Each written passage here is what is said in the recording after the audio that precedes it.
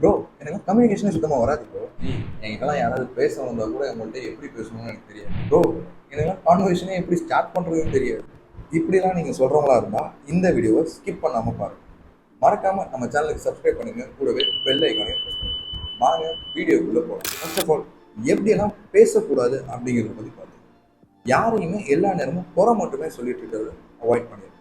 நீ ஏன் அதை அப்படி பண்ற, நீ ஏன் அதை இப்படி பண்ணல, நீ ஏன் அதை அப்படி சொல்லிட்டு இருக்க, நீ ஏன் இதை நான் சொன்ன மாதிரி செய்யலை, இப்படி வரிசையா நீங்க அவங்கள்ட்ட அடிக்கிக்கிட்டே போனீங்கன்னா அவங்களுக்கு ஒரு கட்டத்தில் உங்களுக்கு பிடிக்காமலே போயிடும். ஒருத்தரை பத்தி இன்னொருத்தர்கிட்ட தப்பா எந்த ஒரு இன்ஃபர்மேஷனும் ஷேர் பண்ணாம பார்த்துக்கணும். முக்கியமா அவங்க இல்லாத நேரத்தில் யோசிச்சு பாருங்க. இப்போ நீங்க ஒரு 3 ஃப்ரெண்ட்ஸ் இருக்கீங்க. ஒரு ஃப்ரெண்டை பத்தி நீங்க இன்னொரு ஃப்ரெண்டு கிட்ட தப்பா ஏதாவது ஒரு இன்ஃபர்மேஷன் ஷேர் பண்ணும்போது அந்த ஃப்ரெண்ட் என்ன நினைப்பாரு, ஓ நம்மளை பற்றி இவங்க நம்ம இல்லாத நேரத்தில் இப்படி தான் பேசுகிறான் போல இருக்கு அப்படின்னு சொல்லி உங்கள் ஃப்ரெண்ட்ஷிப்பே கட் ஆகிற நிலைமை கூட வரலாம். ஸோ ஒருத்தரை பற்றி இன்னொருத்தர்கிட்ட எந்த ஒரு காசிப்பாக இருந்தாலும் அவாய்ட் பண்ணிடுங்க. அடுத்த விஷயம் பேட் வேர்ட்ஸ். கெட்ட வார்த்தை பேசுகிறத சுத்தமாக அவாய்ட் பண்ணிடுங்க.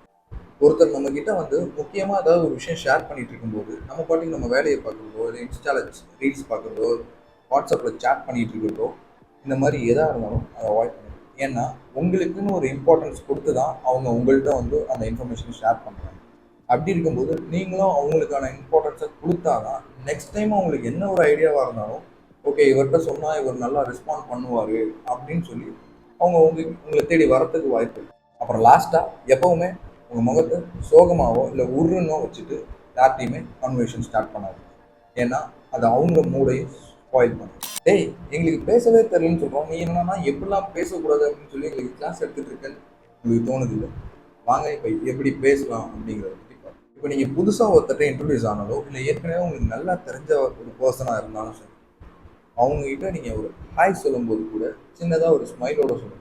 ஏன்னா சில பேரோட ஃபேஸையோ இல்லை அவங்க ஸ்மைலையோ பார்த்தா ஒரு குட்டி பாசிட்டிவ் வைப்ஸ் கிடைக்கும். உதாரணத்துக்கு இப்போ நீங்கள் ஒரு சின்ன குழந்தை சிரிக்கிறத பார்த்தீங்கன்னா உங்களுக்குள்ளே எவ்வளோ ஹாப்பியாக ஃபீல் ஆகும் அந்த மாதிரி. ஸோ நீங்கள் எவ்வளோ சோகமாக இருந்தாலும் இல்லை உங்கள் ஆப்போசிட்டில் உங்ககிட்ட பேச வந்தவங்க எவ்வளோ சோகமாக இருந்தாலும் உங்களோட அந்த சின்ன ஸ்மைல் உங்களையும் மாற்றிடும், அவங்களையும் மாற்ற வாய்ப்பு. யாருக்கிட்ட எப்போ பேசினாலும் அவங்க எக்ஸ்பெக்ட் பண்ணாலும் சரி பண்ணனாலும் சரி நீங்கள் அவங்களுக்கு ரெஸ்பெக்ட் கொடுத்து பேசப்படுது.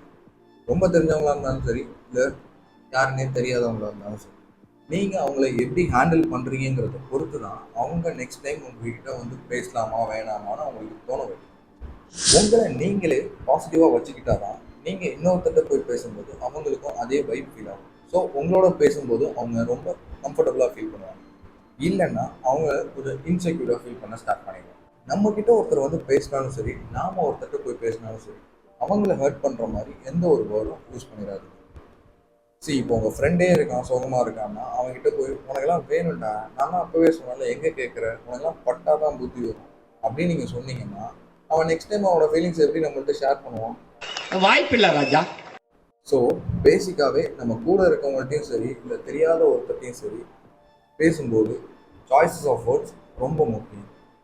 முடிஞ்ச அளவுக்கு உங்கள் கூட பேசுகிறவங்க அப்ரிஷியேட் பண்ணி பழகுங்க. ஏன்னா அவங்க எவ்வளோ டவுனாக இருந்தாலும் அவங்களோட கான்ஃபிடன்ஸ் லெவல் கொஞ்சம் ரைஸ் ஆகிறதுக்கு நீங்கள் ஒரு காரணமாக இருக்கும். சம்மந்தப்பட்டவங்க கிட்ட மட்டும் சம்மந்தப்பட்ட விஷயத்த பேசுங்க. யார்கிட்ட எது பேசினாலும் யோசிச்சு பேசுங்க. அதுக்காக எதை வேணாலும் பேசலாம்னு நினச்சிக்காதீங்க. ஏன்னா அவங்களுக்கு நம்ம ரொம்ப அட்வான்டேஜ் எடுத்துக்கிறோமோங்கிற மாதிரி ஃபீலை கொண்டு வரும். இந்த வீடியோ உங்களுக்கு பிடிச்சிருந்தா லைக் பண்ணுங்கள். மறக்காமல் உங்கள் ஃப்ரெண்ட்ஸ் எல்லாருக்கும் ஷேர் பண்ணுங்கள். நெக்ஸ்ட் வீடியோவில் பார்ப்போம். பாய்.